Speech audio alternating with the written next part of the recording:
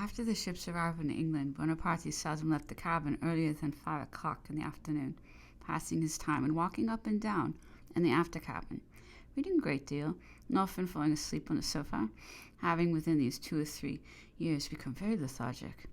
I this day informed him that Lord Keith had received an intimation that Sir Henry Bunbury, one of the Under-Secretaries of State, was to arrive in the course of the day with the decision of the British government as to his future disposal.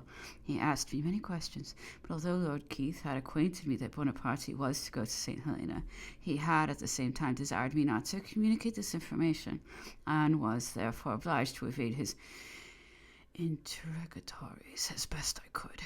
In the newspapers of this day there appeared the lists of persons prescribed by the government of France.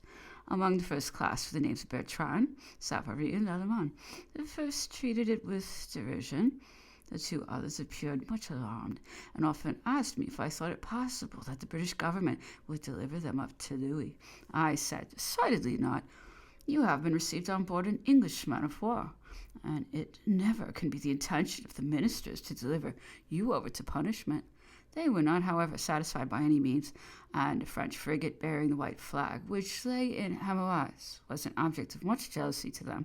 When I waited on Lord Keith, the morning of the 31st of July, he acquainted me that Sir Henry Bunbury had arrived, and was to accompany him on board at 10 o'clock. He also showed me the notification of the decision of government respecting Bonaparte, in which he was styled general throughout. It stated that he was to be sent to St. Helena, and to be permitted to take with him 3 of the higher class of those that had accompanied him from France, and 12 domestics, who were to be selected by himself, with the exception of Savary and Lallemand, who were not on any account to be permitted to go with him.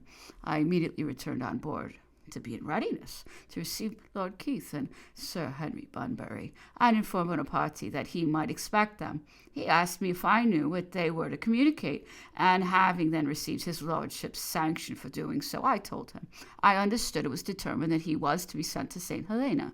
His mind had by this time been so much prepared by the newspapers for that event that he did not show any very strong emotion at receiving the intimation, though he complained in strong terms of the injustice of such a measure. As, however, the admiral's barge was seen approaching, and I was obliged to go upon deck to receive him, I had very little conversation with him at that time.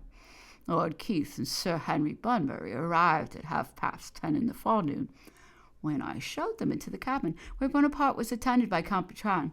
I then withdrew, leaving them shut up with him for about half an hour, when Lord Keith called me into the fore cabin, where all the suite were assembled, and I presented each of them to the Admiral and Sir Henry.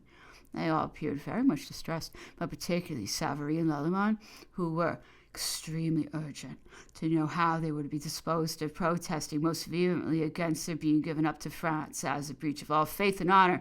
Madame Bertrand again tried to induce Lord Keith to use his influence with our government to prevent Bertrand from accompanying Bonaparte to St. Helena.